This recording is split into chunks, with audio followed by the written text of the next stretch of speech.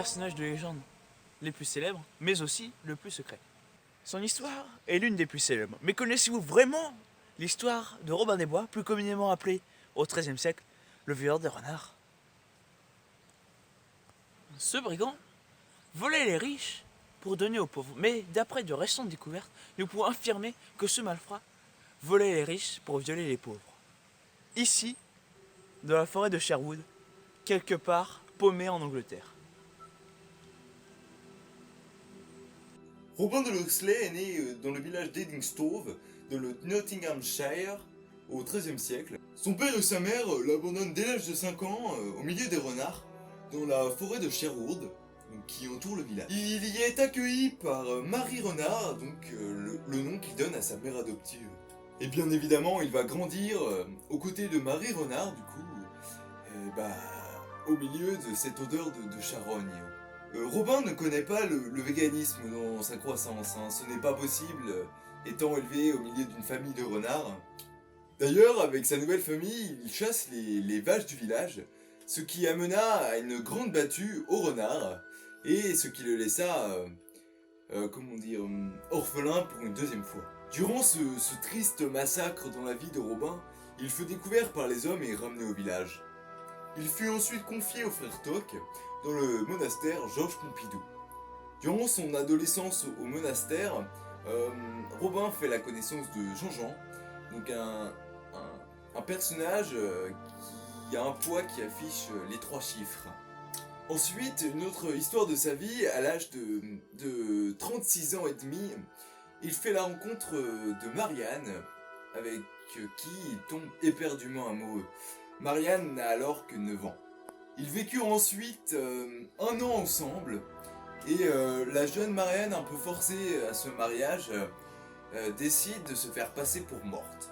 Alors Robin, triste, décida de se suicider lors d'une bataille dans la forêt où celui-ci a grandi. Robin des Bois fut le surnom qui lui fut donné suite à cet incident parce que Robin est mort dans les bois. D'ailleurs, il y est enterré et c'est juste seulement après sa mort qu'on lui donne ce surnom. Et c'est aujourd'hui ce qu'on retient de lui. La bataille durant laquelle il périt n'était autre que la bataille qui opposait le comté de Nottingham et Robin des Bois. En effet, leur but au début était commun, voler les richesses du roi Jean sans bois.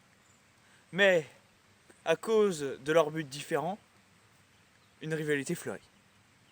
Et oui, Robin préférait donner l'argent à de jeunes femmes pauvres en échange d'une pipe ou d'un coït mal protégé.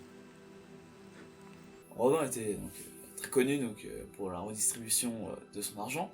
Et il volait bien les riches pour donner aux pauvres, mais il ne faisait pas ça par pure bonté, donc il faisait ça en échange de petits services. Donc ceci l'amena à se fâcher avec le comté de Nottingham, qui en même temps est le père de son épouse Marianne.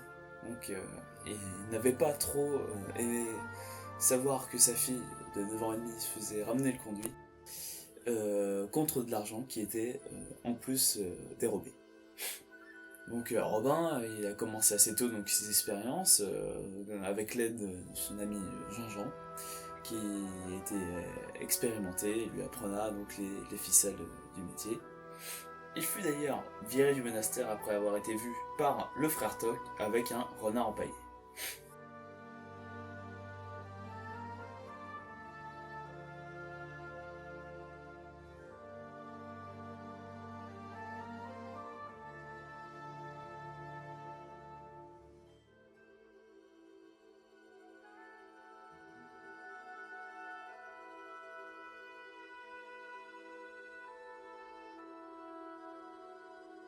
Jusqu'à ce jour, Robin des Bois aurait été une véritable légende.